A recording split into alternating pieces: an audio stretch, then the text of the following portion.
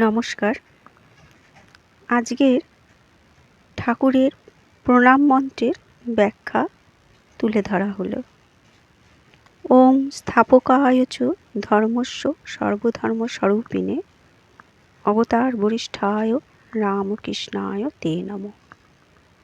ব্যাখ্যা হচ্ছে, সর্বধর্মস্বরূপিণে শৈব, বৈষ্ণব, শাক্ত, বেদান্ত, খ্রিস্ট ইত্যাদি ধর্ম অনুসরণ করে তাদের পরস্পর অবিরোধ ও একত্ব প্রতিপাদনাত্মক স্বরূপ তুমি নিজে অনুভব করেছিলে, তাই তুমি মূর্তিমান সর্বধর্ম স্বরূপ বিরাজিত।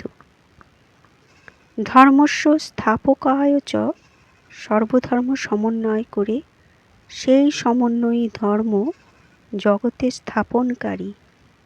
অবতার বরিষ্ঠায়, অবতার বরিষ্ঠ রামকৃষ্ণায় তে, রামকৃষ্ণ তোমাকে নম প্রণাম।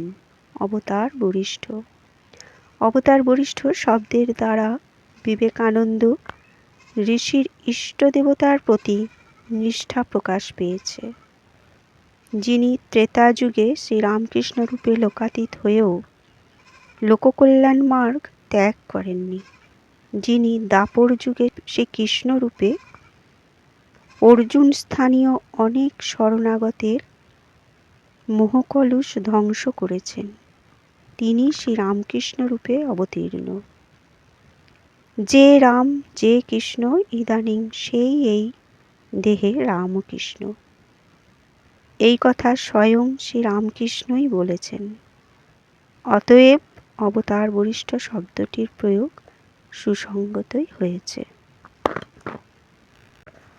শ্রীরামকৃষ্ণ এক স্থলে বলিয়াছেন, আমি এক বই দুই দেখি না।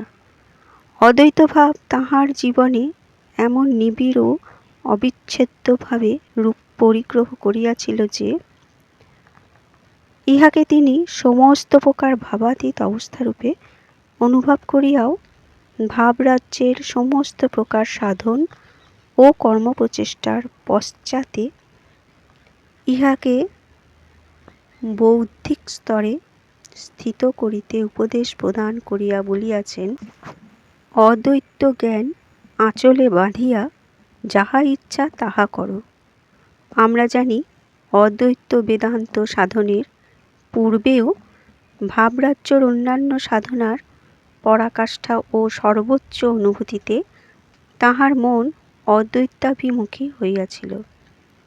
এই হেন অদ্বয় দৃষ্টি সম্পন্ন শ্রীরামকৃষ্ণের প্রভাবে ভবিষ্য সভ্যতায় আধ্যাত্মিক ও জাগতিক স্তরে সর্বপ্রকার অসাম্য দূরীভূত হইয়া একত্ব ও সাম্যভাব প্রতিষ্ঠিত হইবে, এইরূপ আশা পোষণ অমূলক নয়।